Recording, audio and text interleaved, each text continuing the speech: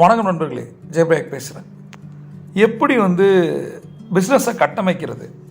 Business என்பது வாழ்வியல் அப்படின்னு நான் சொல்வேன். நம்ம ஜெயிக்கணும் அப்படின்னா, பிஸ்னஸில் பெரிய அளவு ஜெயிக்கணும் அப்படின்னா சில ஸ்ட்ராட்டஜி பிளான் பண்ணணும்.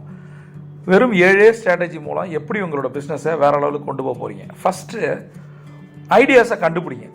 ரெண்டாவது, உங்களுடைய டார்கெட் ஆடியன்ஸ் யார்? இது ரெண்டுத்தையும் வச்சுக்கிட்டு இப்போ நான் சொல்கிற இந்த 7 ஸ்ட்ராட்டஜியும் தொடர்ச்சியாக நீங்கள் பண்ணிங்கன்னா கண்டிப்பாக உங்களுடைய பிஸ்னஸ் ஸ்கை ராக்கெட் மாதிரி போகும். முதல் விஷயம் பிளானிங்.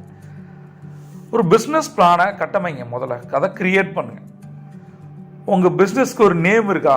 என்ன நேமை சூஸ் பண்ணுறது பக்காவாக சூஸ் பண்ணணும். மாடர்னாகவும் இருக்கணும், புரிகிற மாதிரி இருக்கணும்.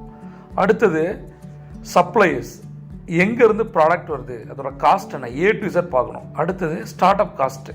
ஒரு கம்பெனியை ஆரம்பிக்கணும்னா அதுக்கு என்னென்ன செலவுகள் பண்ணணும். அடுத்தது மேனுஃபேக்சரிங் காஸ்ட், இது எவ்வளோ ஆகும், மேனுஃபேக்சரிங் யூனிட் போட்டால் எவ்வளோ ஆகும், ரைட். அதை விட முக்கியம் காம்படிஷனை ரிசர்ச் பண்ணுறது. அதுக்கப்புறம் முதல்ல ஒரு கோலை செட் பண்ணுறது. கோலுன்றது ரியலிஸ்டிக் கோலாக இருக்கணும். ஒரே வருஷத்தில் BMW, ஒரே வருஷத்தில் 100 கோடி அந்த மாதிரி இல்லாமல் ப்ராக்டிக்கலாக இருக்கணும். அடுத்தது குவாலிட்டி சர்வீஸ் ப்ரைஸிங் அப்படின்னு சொல்லுவோம். ப்ரைஸிங், ஒவ்வொரு ஐட்டமும் நீங்கள் வாங்குகிற வெண்டாட்டிருந்து நீங்கள் வாங்குகிற ஒவ்வொரு ப்ராடக்டோட ப்ரைஸிங் ஏன்னா பர்ச்சேஸ் தான் லாபம். முதல் லாபம் பர்ச்சேஸில், அதை நம்ம கரெக்ட் பண்ணணும், ரைட். அடுத்தது லோக்கல் மார்க்கெட்டில் காம்படிஷனை போய் அனலைஸ் பண்ணணும், ரைட்டா. வெண்டார் காம்படிஷன், அதாவது நம்மளோட ஒருத்தர் சப்ளை பண்ணுறாரு அப்படின்னா என்ன மாதிரி ப்ராடக்ட், எவ்வளோ காஸ்ட்டு, அதில் குவாலிட்டி என்ன மாதிரி சர்வீஸு, இதை அனலைஸ் பண்ணிட்டு தான் நம்ம பிஸ்னஸே ஆரம்பிக்கணும். First strategy planning.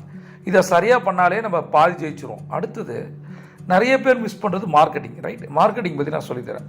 கம்ப்ளீட்டாக நீங்கள் ஒரு பிஸ்னஸ் ஆரம்பிக்கும் போது முதல்ல ஒரு நேம் இருக்கணும். டொமைன் நேமை கிரியேட் பண்ணுங்க. அவ்வளோ, எந்த பிஸ்னஸாக இருந்தாலும் சரி.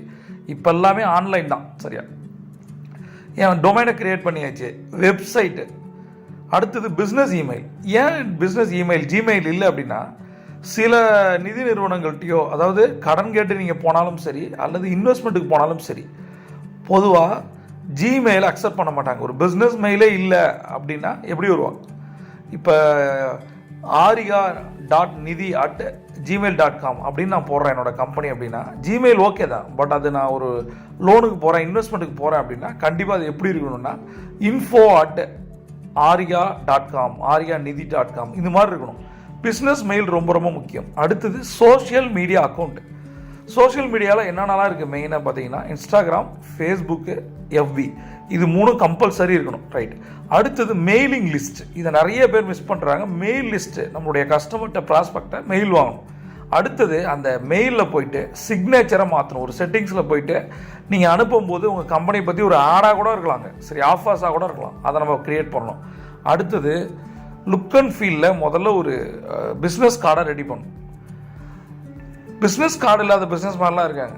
கண்டிப்பாக இப்போ நான் பேசுகிறத கேட்கும்போது எத்தனை பேர் பிஸ்னஸ் கார்டு, அது ரொம்ப பெரிய டூல். அது போருக்கு தயாரா அப்படின்னு ஒரு வீடியோ பிஸ்னஸ் டூல்ஸை பற்றி நான் பேசியிருக்கேன். கீழே இருக்க லிங்கில் போய் பாருங்கள். அடுத்தது உங்களுடைய ப்ராடக்டில் என்னென்ன சாம்பிள் பிக்சர்ஸ் இருக்குது அதை எடுங்க, சரியா.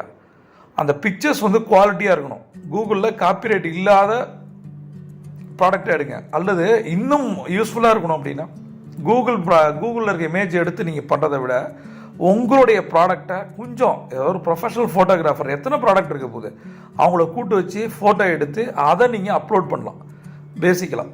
அடுத்தது இது எல்லாமே இப்போ நம்ம கையில் டூல்ஸ் வந்துருச்சு இல்லையா, மார்க்கெட்டிங் டூல்ஸ். இதை லோக்கல் ஈவெண்ட் எல்லாத்துலேயுமே நீங்கள் போட்டுகிட்டே இருக்கலாம். சோஷியல் மீடியாலையும் போட்டுகிட்டே இருக்கலாம். லோக்கல் ஈவெண்ட் எங்கெங்கே ஒரு எக்ஸிபிஷன் நடக்குது, எக்ஸ்போ நடக்குதுன்னா அங்கே போயிட்டு இதை நீங்கள் ப்ரொமோட் பண்ணலாம்.